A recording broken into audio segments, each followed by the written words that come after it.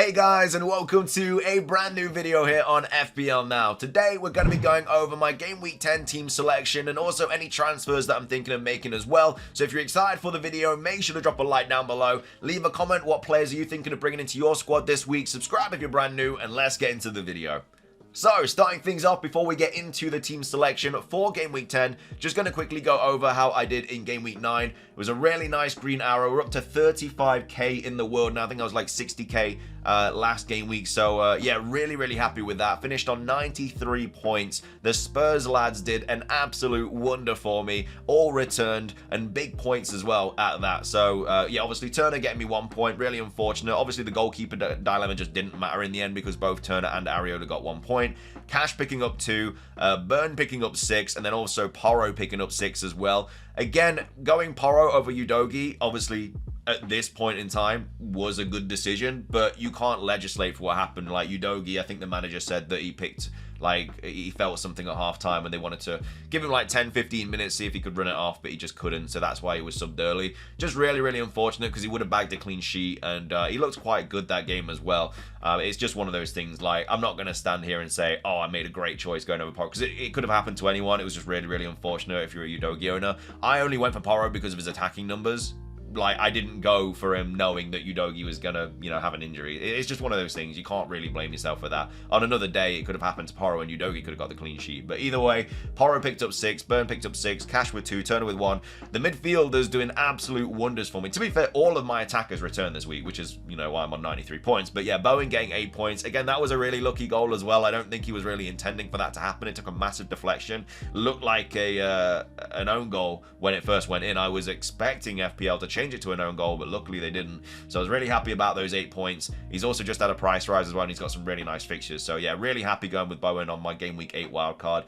Salah also picking up 16 points. Absolutely great. Wish I'd captained him though, because I would have pushed over 100 points, but it is what it is. Still can't complain with a brace and the max bonus there. Madison picking up 9 points. Really nice. Son picking up 14 points. Really nice. I mean, the captaincy options this week, I remember in my team selection video, I said Salah's a great option this week, Son's a great option this week, and Haaland's a good option this week. And of course I picked the one which got the least out of all of them, but they all returned, so I can't complain too much. But it would have been very nice to see 32 on Salah instead of the 18 on Haaland, but it is what it is. Neto picking up 4 points. Again, could have scored in the last 2 game weeks, so hopefully he will score soon, but he's just picking up returns like every single week, and he's pretty cheap as well. He's a nice little option to have, a little bit of a differential as well. And then Watkins picking up 11 points. Definitely could have been a lot more than that. Definitely could have picked up another goal. He missed a big chance at the start of the game, and that would have given him 3 bonus instead of 2. So he would have finished on 16 points. And then Haaland picking up 16 points as well. Well, 8 points, obviously doubled because of the captaincy. So yeah, all in all, 93 points. Not bad at all. The bench didn't do great at all, so quite happy with the decisions I made. Areola picking up 1, Archer picking up 2, Anderson picking up 0, and then Kabore picking up 1 as well. So yeah, 93 points, cannot complain. Green arrow up to 35k. We're trying to get into 10k. I think I'm like 15 points off 10k.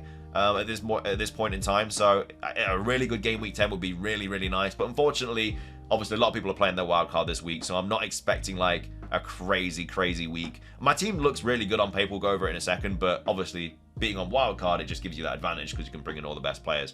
I do have 2 free transfers this week though, which we're going to go into a second. But either way, team selection, as of right now, we have Areola in goal, who's got Everton at home. Really nice fixture for Areola. Hopefully can keep some sort of clean sheet or get some sort of return in that game. At the back, we have Luton at home for Cash. We've got Porro with Crystal Palace away, and I've also got Dan Burn, who's got Wolves away. So pretty nice defense. On paper it doesn't look too bad. Again, I do have 2 free transfers, and I'm thinking of getting rid of Porro this week, which is a bit mad, but I'll explain why in a second. But yeah, that's my back 3 and the goalkeeper. So all in all, really nice fixtures for those. In midfield, we have Bowen, who's got Everton at home. We've got Salah, who's got Forest at home, who's my current captaincy, which again, I think captaincy could really go anywhere this week. It could go to Salah, could go to Watkins, could go to Haaland, could go to Son. It could go to Bowen. Like, there's really good options this week. But yeah, Salah, who's my current captaincy, with Forest at home. Got Maddison and Son, who have both got Crystal Palace away.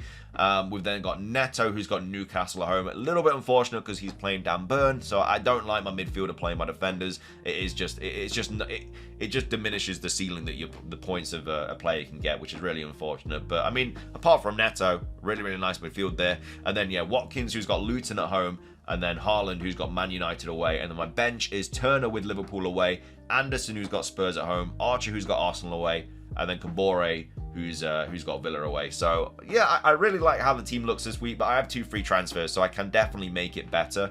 But all in all, like if I wasn't going to use a transfer this week, I wouldn't be too mad with this team. Like, it looks pretty good. There's just better options that I can obviously bring in. So that's how the team looks. Let's go into my transfers, because like I said, I've got 2 transfers. I've got 0.1 in the bank, so not a lot of money. But this is the kind of, this is what I would have loved to have done, to have got rid of Porro for Gabriel. So obviously that gives me a little bit of money, and then get rid of Maddison for Saka. Would have loved to have done that, but unfortunately 0.1 off. They would have been my 2 free transfers this week, and it would have been fine because I would have brought in 2 Arsenal players. And this pretty much looks like a wildcard draft for Game Week 10 as well. Like if I was on a Game Week 10 wildcard draft, it would look similar to this. I mean, it looks similar to the one that I made obviously yesterday. There's only a couple of players that are different. Like Kabore would be Simicast, Neto would be Cole Palmer, and that's basically it. So I can get very close to like my ideal Game Week 10 wildcard with 2 free transfers, but obviously I'm 0.1 off. I'm gonna need, if I get a Maddison price rise, I think he goes up by 0.1 for me, because he'd go up to 8.2, so I think that would actually push him up to 8. So if Maddison gets a price rise after he's just scored as well, so it's like it could happen, that'd be great, because then I could literally do that and bring in Gabriel and Saka. One thing that I could do is, instead of Gabriel, I could just bring in Simicast, and that would give me the funds to go from Maddison to Saka, which I'm not completely against. Like it's not ideal because I want an Arsenal defender, but that would allow me to have Simicast for Forest and Luton and Brentford. And obviously Robertson's not back for a while, so he would definitely be playing those 3 fixtures. And then the week after, like, I don't have to worry about like Arsenal playing Newcastle. Like, I would just play instead Simicast, Anderson, and Cash. So it's not the worst kind of like play. And you'd expect Liverpool to keep a clean sheet at home to Forest as well. I mean, obviously they didn't last season, but we just don't look very good at the moment at all as a Forest fan. You know, that draw against Luton really took the wind out of our sails, I think. So that's definitely one option I could do. And it 2 free transfers. It does make the team look pretty nice. I just don't have the Arsenal defender. But again, I don't really need Gabriel for like the Newcastle fixture, and then after that the fixtures obviously get really good for Arsenal. So in game week 12 would probably be when I jump on an Arsenal defender. So for that I would probably just, I don't know, maybe get rid of Burn, and maybe it would just upgrade Burn to, but I don't know, because then they've got Bournemouth away, so I'm not really too sure what I'd do with that. Like, obviously I want to keep Anderson, because Anderson's got some really nice fixtures coming up. I brought Anderson in for the Burnley, Everton and Luton fixtures, and the Bournemouth fixture, so yeah, hopefully you can get some returns there. So that's one thing I could do, which I'm not completely against. Another thing that I could do is obviously keep Porro, and instead just downgrade Neto to Palmer. That gives me a lot of funds as well, and then that allows me to obviously do Maddison to Saka. I think I'm going to be bringing in Saka this week. Another thing I could do is obviously downgrade Son to Saka, but I think I'd prefer to have Son than Maddison, just simply because potentially could be on penalties and just looks really good this season, especially now he's playing down the middle. So yeah, there's a number of different things I could do, but because Porro is my most expensive defender, it only makes sense to get rid of him. And as well as that, like with Porro's fixtures coming up, like obviously Palace away is an alright fixture, but then they've got Chelsea at home, like might not keep a clean sheet in that game. Then they've got Wolves away, so I'd have Neto playing him, and then they've got Villa away, and I'd have Watkins and Cash playing him, and then it's City away, and then it's West Ham at home, and I'd have Bowen playing him, and then it's Newcastle. Like I don't think I need a Spurs defender for this run of fixtures, especially because when they do have a good fixture, it's like my player playing them. So that's why Porro I think is gonna go this week. So it most likely is going to be for Simicast, and then again, it doesn't give me the headache next week of who to play out of like Gabriel and Burn. I just bench them. So I think this is probably what I'm going to do. And again, I have 2 free transfers, and it still gives me that 0.1 in the bank as well. And then next week, probably just roll the transfer, because I think my team would look pretty strong in game week 11. And then game week 12 is when I start, you know, maybe bringing in an Arsenal defender for like Dan Burn or something like that, and maybe start like tweaking the rest of my team. So I think that's probably what I'm gonna do. And yeah, it looks pretty strong every week over the next couple, over the next few. So yeah, and then maybe like if I ever need funds, I've always got the Neto to Palmer move that I could make, and that'd, you know, give me like 0.7, so it's not bad. I mean, Neto is all right to have. Like the Sheffield United away fixture is obviously really nice, and then the Fulham away fixture, Burnley at home, Forest home. Like I don't know how long I'm gonna keep him, because with Palmer, like obviously his fixtures are terrible at the moment, but like I say, after a while, if he keeps playing every single game, once he gets out of like game week 16 onwards, like that is a great run of fixtures for Palmer. And if he's playing every game and he's still on penalties around this time, like he's going to be in my squad, and he's an easy downgrade. He's an easy get to from Neto. So we'll have to see what happens. But that's how my team's currently looking. Obviously, there's European fixtures. I'm recording this on the Tuesday,